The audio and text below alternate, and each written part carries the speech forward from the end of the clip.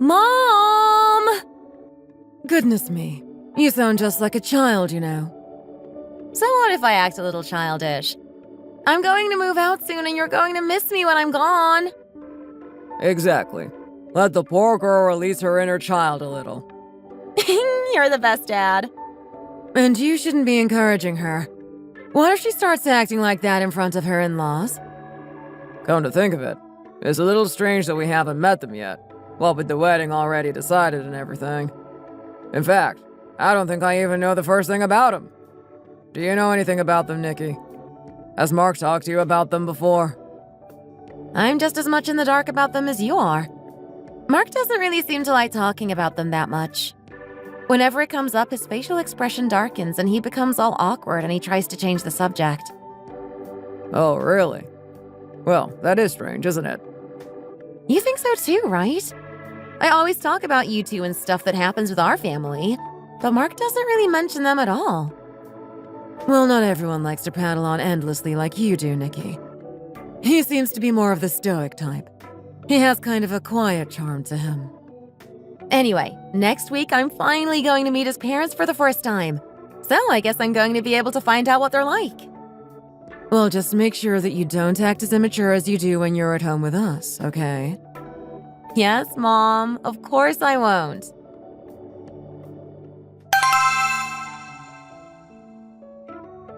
I'm so nervous. Are you okay, honey? If you're too nervous, we can always come another day. What are you talking about? We already set the date, so I don't want to make a bad impression on your parents by backing out at the last minute. I've been wanting to meet them for ages, and now that my chance has finally come, I really don't want to mess things up. But honey, I really need to stress that my family are nothing like yours. It's fine, don't worry. It's only natural for me to be nervous in this situation. Don't worry about me, okay?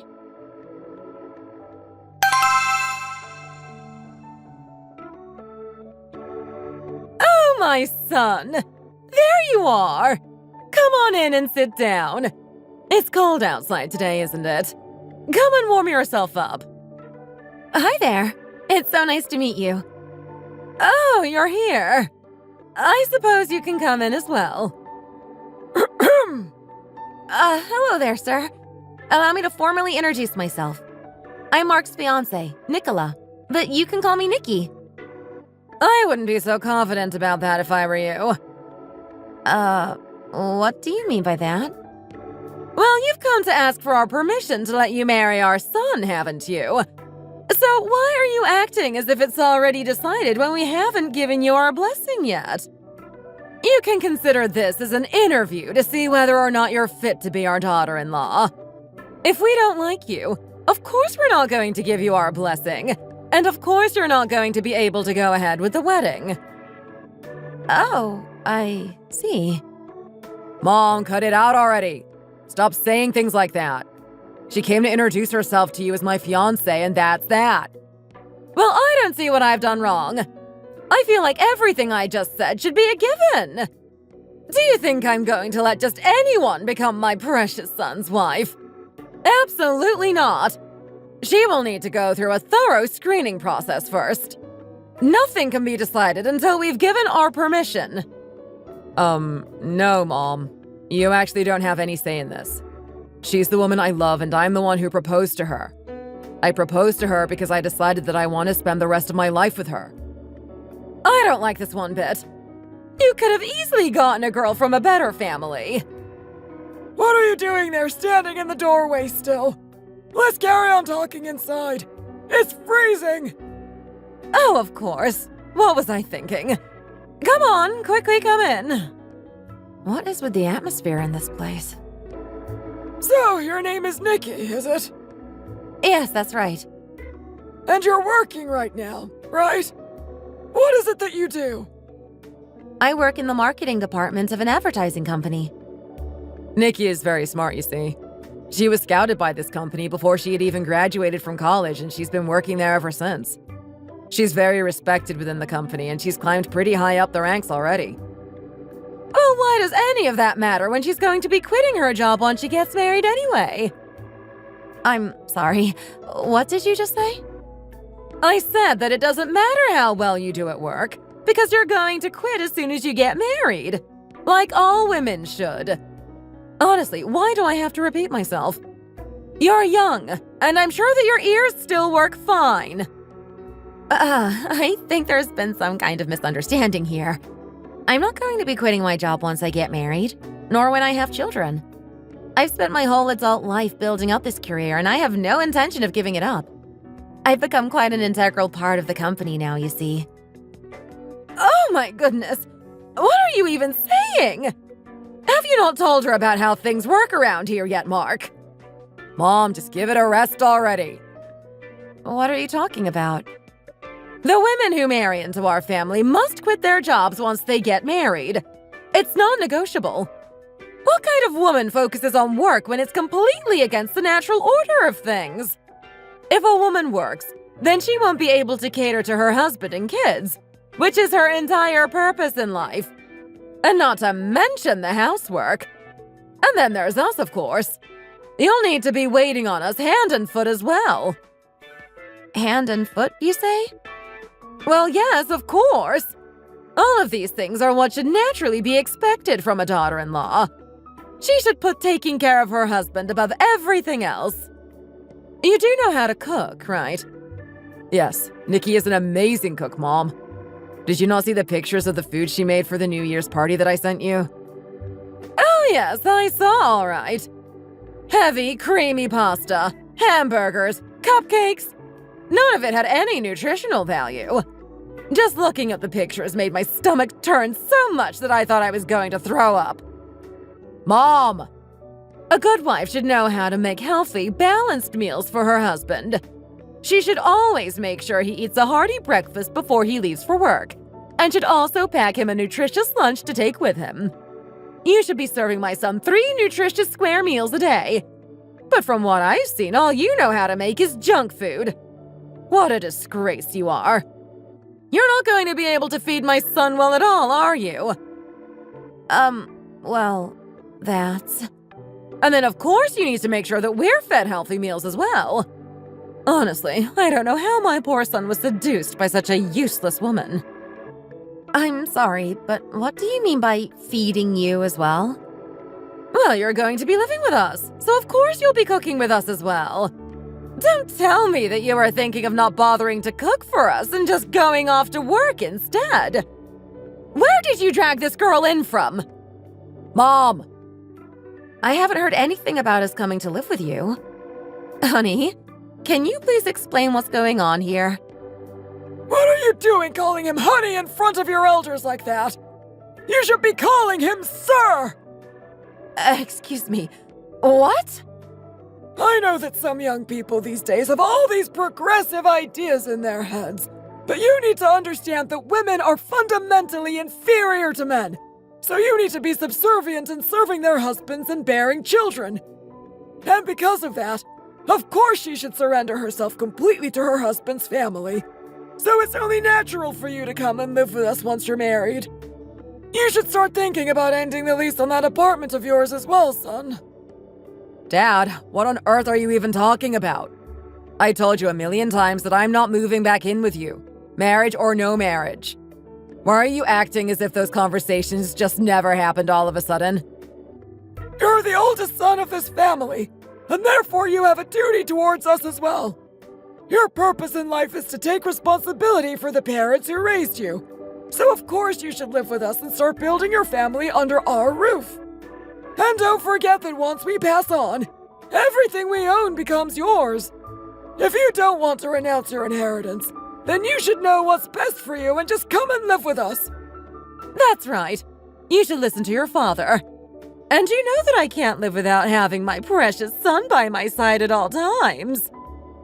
What are you talking about, Mom? It's been years since I last lived with you guys. But that doesn't change the fact that it's proper for you to come and live with us when you get married. If you don't agree to come and live with us, then we have no intention of giving our blessing for this marriage. So do what you will with that information.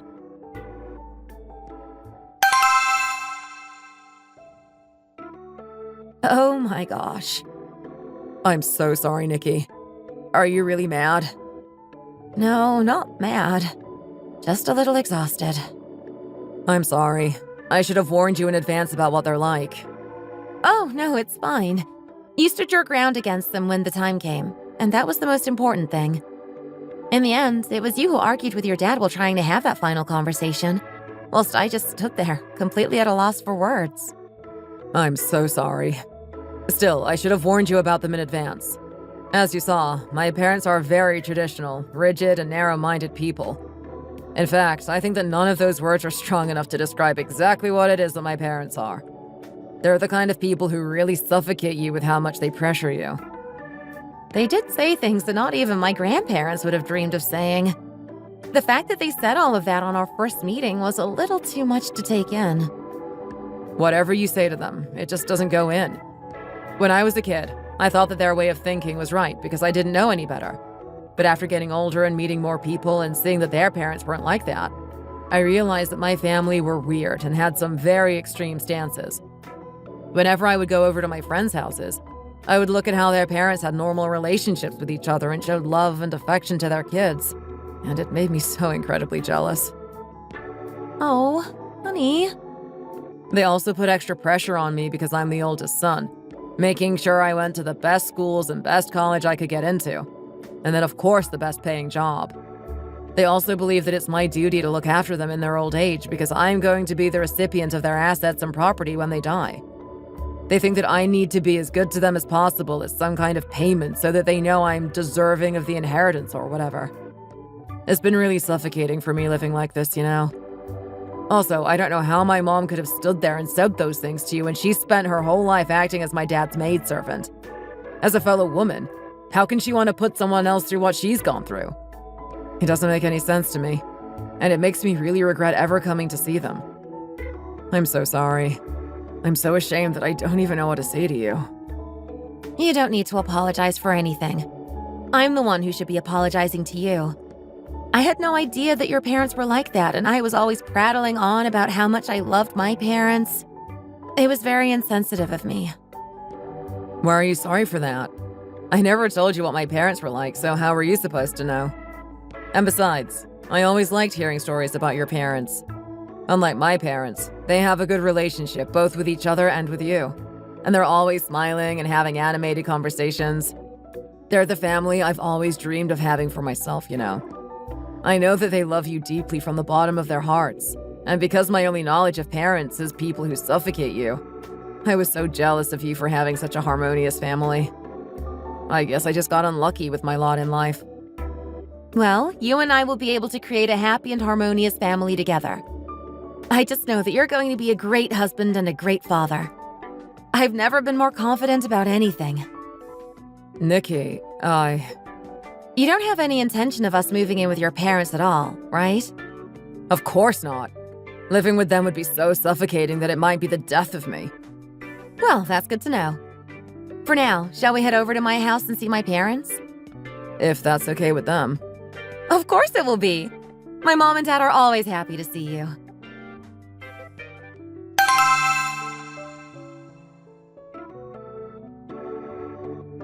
And so, in a nutshell, that's what happened. I'm so sorry, Maria. Arthur. What on earth are you doing apologizing for, Mark? You haven't done anything wrong. It must have been so hard for you growing up in an environment like that. Exactly. You have nothing to apologize for. Those kinds of ideas would have been out of place even in our parents' generation. I'm shocked to think that people of a similar age to us have such a backwards way of thinking. And here we were thinking that you were a very stoic young man. It turns out you do know how to shed a tear after all. Don't be ashamed for crying in front of us. There's nothing wrong with a man showing his emotions every now and again. When things are hard, it's okay to show it. I had thought that our daughter would be the one crying today, but it turned out to be you in the end. Huh, son? I'm so sorry. Why on earth are you apologizing for crying, my dear? My daughter, instead of apologizing after putting her father in that situation, just took off without a second thought. She's so irresponsible. Ugh, Mom! That was a mistake, I'm telling you. That's right, honey. There's no need to bring that up in front of Mark now, is there? Well, there was this time that the two of them were playing some kind of VR game in the lounge. Honey! Mom!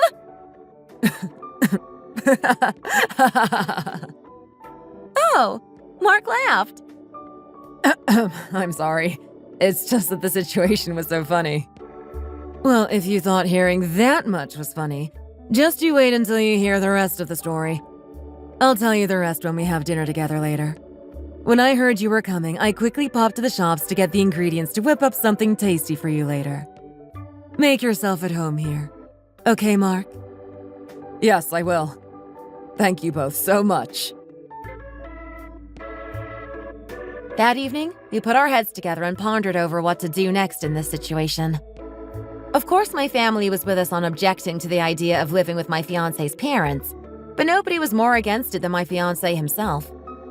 He said that he had no intention of us playing the part of oldest son and dutiful daughter-in-law in his parents' twisted family dynamic. He said that he wanted me to be his #1 priority as his wife-to-be, and didn't want to be forced into taking care of the family who had oppressed him all these years. My dad was very happy to see how determined my fiancé was to make me his priority, and I knew that he felt that my fiancé was someone who could be relied on. In the middle of our conversation, we came up with a solution that I think everyone agreed was a good way to deal with the situation. We wanted to make sure to shut up my fiancé's parents once and for all.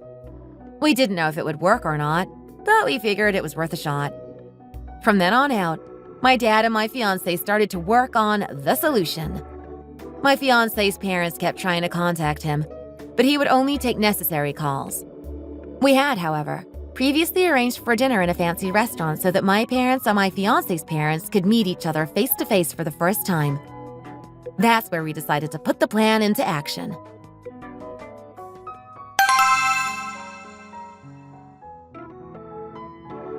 Hi there. It's so nice to finally meet you. I'm Arthur, Nikki's dad. Hello, I'm Randall, Mark's father. Honestly, these days, this son of ours is so busy that we barely ever get the chance to see his handsome face. Well, obviously, from now on, we're going to be able to see him every day, but it still makes me worry that he might be working himself to the ground. He is so very precious to me, you know. Ah, I see. Well, it's no secret that Mark is a very capable young man. You think so too, don't you? Wherever he goes, he always manages to stand out in a crowd. He's so popular that all the eligible young ladies in town are lining up for a chance to date him. All I have to do is show them his picture and they go crazy. I see. So you can imagine that I was quite shocked when he told me that he had proposed to a girlfriend I barely knew anything about, and said that everything about the wedding had already been decided. I know kids these days can be so rebellious, but I never imagined my son would be like that as well. Well, he's hardly a kid.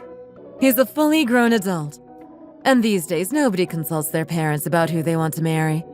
They decide everything themselves, and that's normal and healthy. Even so, how can a child make a decision about something as big as marriage without so much as consulting their parents first? I don't mean to brag, but our family do pretty well for ourselves, and we raised our son to become our heir.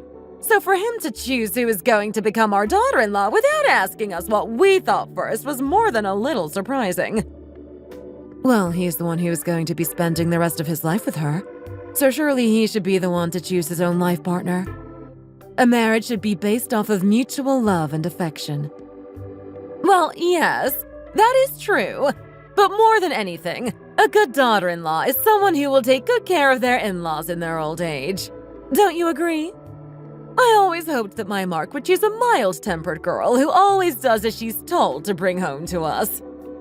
Of course, she also has to be skilled at cooking and housework and understand that her duty is to produce as many sons for the family line as possible. I don't think that our Nikki is going to take too kindly to your ideas of the perfect daughter-in-law. Well, she doesn't necessarily have to be all of those things, as long as she does as she's told at the end of the day. Well, I'm sure you're going to absolutely love my daughter. She's such a lovable girl, and she never caused us any trouble when she was growing up. I see. And not only that, She was also admitted into a top college as a scholarship student and has always excelled at work. She also helps me out with my work from time to time as well. You work? May I ask what that may be? You see, well, I actually run a small advertising company. Have you heard of GG Advertising before? GG Advertising, you say? Yes, of course I've heard of them. It's a company that not only has ads on TV and YouTube, but also has many small and medium-sized businesses eager to place an ad with them. Yes, well, I'm the CEO of that company. I started the company from scratch after getting married to Nikki's dad here. My husband has always believed in my abilities and has never once made me feel like I couldn't succeed in the business world just because I'm a woman. He's always been my biggest cheerleader and has supported me at every stage of the company's growth. Thanks to him, we were able to have Nikki and still make sure that we were both working. Oh, I see. I mean, we now live in a world where it's basically impossible to get by if the husband is the only one going out and earning money for the family. Women are just as capable of working as men, and Nikki has also shown a lot of promise. So I'm planning on having her move to my company after she's gained enough experience at her current job, with the ultimate goal being to have her take over when I retire. She must take after me a lot, because she's naturally very skilled in the marketing department and is doing quite well for herself. She is. Oh, and by the way, we were thinking of having Nikki and Mark come and live with us. I'm sorry. What did you just say? Live with you? Yes. If they come and live with us, it will be a good chance for them to learn business management skills from us, and we can all share the housework between the four of us. I think it would be a win-win situation. They've both already said that they think it's a great idea. What? Are you saying that my son has already agreed to move in with you? Yes, Mom. I'm going to go and live with Maria and Arthur. You just keep your mouth shut. Look, Maria, I know that you said you want to pass your business on to your daughter, but this situation doesn't make any sense to me. I can just about put up with the idea of my daughter-in-law not quitting her job after marriage, even if I don't really like it one bit. But I cannot condone the idea of my son going to live with you. What kind of man goes to live with his wife's parents? It's not proper in the slightest. Well, obviously Mark's opinion on the matter is important, but we've already discussed it with him and he says that this is what he wants. We've already sorted out the living arrangements and talked about how we will be able to incorporate them into the business. I don't think you understand exactly how much of a catch my son is. I wasn't kidding when I said that girls are lining up just for a chance to date him, you know. Mark, I am completely against you going ahead with this marriage. I'm against it too. What kind of husband lowers himself to go and live with his wife's parents? It's the duty of the daughter-in-law to move in with her husband's parents and make sure that they're well taken care of. I will not have a daughter-in-law who not only refuses to quit her job, but also has fanciful ideas about running a business. That's right. And if you want to give your company to someone, then you should be giving it to my son and not your daughter. A man surely knows far more about how to manage an advertising and marketing company than any woman. Nikki, why aren't you saying anything? Don't you agree that things like running businesses should be left to the men? Well, it's already been decided that Mark will take over my dad's company, so I think that it will be a little too much for him to take over my mom's company as well. What do you mean, your dad's company? Does that mean that you also run your own company, Arthur? Yes, that's right. I'm not as capable as my wife, but I run an interior design company called GN Interiors. So, both of you are CEOs of your own companies. Is that right?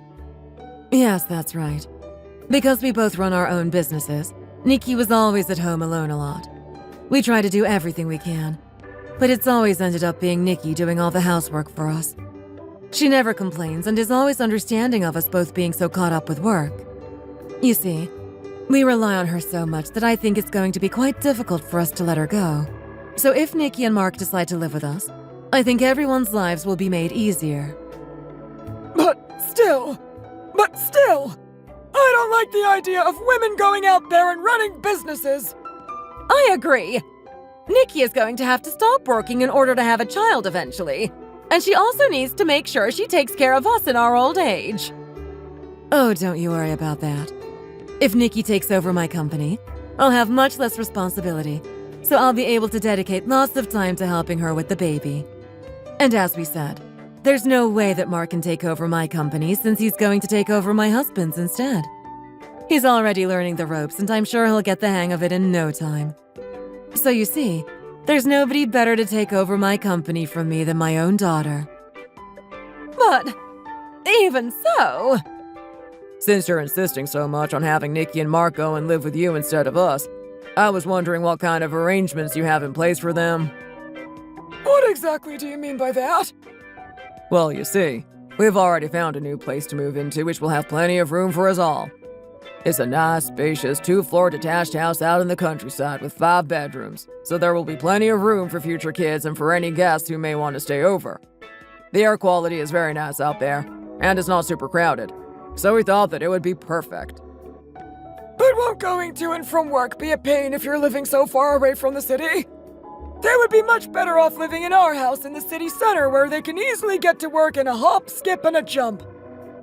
Oh, getting to and from work isn't going to be a problem. There's a road linking the town we'll be living in directly to the city, and we all have our own cars. We think that all of us will be able to experience a better quality of life out there, and we're already in the process of signing the contract for the house, so it's basically a done deal.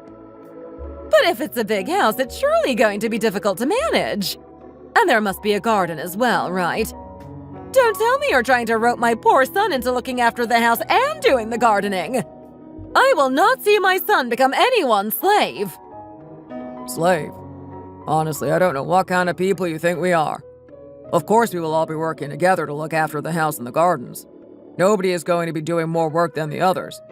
We have no intention on making things difficult for Mark, I assure you. They will have their own space in the house and we will have ours, and we won't interfere with their space. Did you have a better idea for how best to live comfortably in the same house as them? I mean, a newlywed couple doesn't need a big fancy room or anything like that. We've cleared out the old storage room for Nikki to use. Yes, it may be a little cramped, but it will be good enough. As for Mark, he can move back into the room he had as a kid. So there will be room enough for them both. Excuse me. So you're saying you want them to sleep in separate rooms, even after they're married? You want to send your son to his childhood bedroom and make our daughter sleep in the old storage room? What kind of arrangement is that? Well, it's just... So it seems that however you look at it, coming to live with us is going to be the best thing for them both. They will be comfortable, they will have their own space, and they will also be able to get first-hand business experience with us. Don't you agree, Randall? Well, a daughter-in-law's duty is still first and foremost to make sure that her husband's parents are well looked after. I think you're looking at this from the completely wrong perspective. This is not about you gaining a daughter-in-law, as if you're hiring some kind of domestic servant. This is about our children getting married. This isn't about us. It's about them, and what's the most comfortable way for them to start building their new life together. Obviously, whether they want to decide to be devoted to their parents or not is entirely up to them. But this idea that they should only focus on looking after you is a little unfair, don't you think? It's not like we haven't got assets and property to pass on to them as well. After that dinner, we started officially making the preparations for my fiancé to move in with us and for him to start learning the ropes to take over my dad's company. As soon as he could terminate his rental contract, he moved straight in with us. The day he moved in, he was smiling brightly as he sat down to eat his first meal as an official member of the family. And it made me so happy to see that. I don't know what they decided to do after we spoke to them that day at the dinner, but I didn't receive any more contact from his parents. The next time we saw them was on the day of the wedding. I don't know if they really were scared off after hearing how formidable my parents were, but they didn't so much as send a text between the dinner and the wedding day, so I think that may have been the case. However, leading up to the wedding, the other members of the older generation of my fiancé's family kept asking me why I wasn't acting like the daughter-in-law they had expected me to be. So I suppose they had been bragging about the fact that they were planning to get us to come and live with them and perform our duty. Since Mark has a good job at a multinational corporation, they kept asking why I don't just quit my job and become a housewife anyway. So even if I didn't hear my mother-in-law's opinions directly from her, I still had to put up with hearing them from others. My fiancé didn't seem to be fazed by this at all, so I figured that he had been expecting this kind of behavior. I didn't want to let this slide though, so we prepared a little surprise event for my in-laws on the day of the wedding.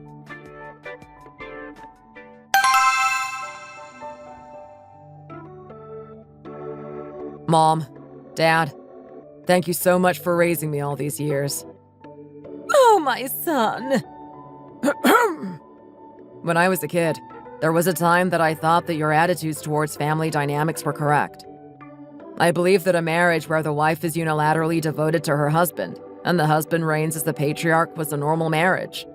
I thought that it was a given that I would end up living that life for myself one day. But one day, I suddenly realized that I didn't want that kind of life for myself. I started to want a mom who loves her husband and kids, but also focuses on making her own dreams come true rather than a mom who throws away her own life for the sake of her husband and kids. When I saw that my friends' moms were like that, I was so jealous of them. I started to want a dad who would take me and my friends out to play at the weekend rather than a dad who spends all his time yelling, trying to assert his authority. Again, when I saw that my friends' dads were like that, I was jealous of them. And when I started to spend time with Nikki and her family, and saw how they have animated conversations with each other every day and are welcoming when people come into their home, I kept thinking that I wanted that for myself more than anything in the world. I've never once had anything good to say about my family in front of other people, so I always just avoided talking about you at all. How could I go around saying to people that my mom basically waits on my dad hand and foot and my dad does nothing but yell at us all day? But now I have the chance to move in with Nikki and her parents and finally have the chance to be part of the loving family dynamic I've always dreamed of. I don't want to be the oldest son whose duty it is to look after his parents so that he can earn his right to his inheritance. I want to feel the warmth of familial love and become like the son they never had to Nikki's parents. Mom, Dad, thank you for everything that you've done for me. But from now on, I would like you to live as if I never existed in your lives. And I hope that you can find some way to be happy together. So that's how my new husband and I ended up moving in with my parents. Because the new house has 2 floors, we decided to designate one for us and another for my parents so that we could make use of our space and feel like we had our privacy, but still be able to spend time with each other whenever we wanted to. It's definitely a world away from sleeping in my in-laws' old storage cupboard. Funnily enough, I think that my husband ended up spending more time in my parents' part of the house than I did. He would say he thought that my mom's cooking was more delicious than mine, or that he wanted to go and play games with my dad. He could think up a million excuses just to go and spend time with my parents. To be honest, at first I was worried that he might feel uncomfortable with our living arrangements, but he seems to be even happier than I am with how things have turned out. I wouldn't be surprised if he starts calling my parents mom and dad at this rate. My parents have already started referring to him as their son, so we've basically all become one big happy family. They don't seem to get sick of each other even though they see each other every day both at work and at home.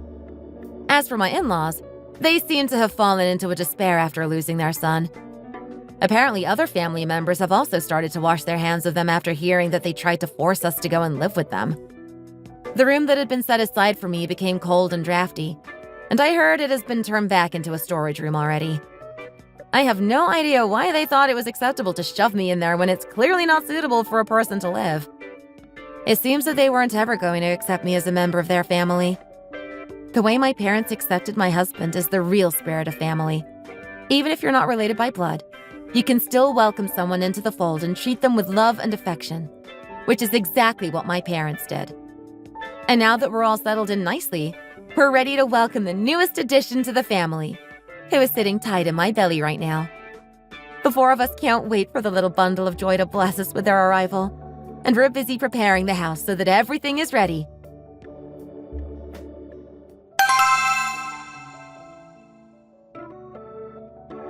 So what we're saying is that if you're getting married, as our son, it's only right that you come and live with us and fulfill your duty of looking after us in our old age. I guess you haven't given up that dream of having one of your sons coming to live with you, huh, Dad? Do you want my fiancé to call off the engagement? Because that's what will happen if you bring up the idea to her. Come on, honey, let's go. Johnny! Wait! Just hear us out! Honey, what should we do? I don't know what the world has come to. I know exactly what you mean. It must be because of the evil influences of TV. It only teaches bad things to the youth of today. Well, if the first and the second won't do it, then we had better call the third. Let's tell him to find a nice, suitable girl to bring home to help look after his parents in their old age. Good idea, good idea. Let's call him now. Since he's still single, there's more of a chance that we can try and get him to marry a girl of our liking who is less likely to go against our wishes. Let's see, let me just find his number.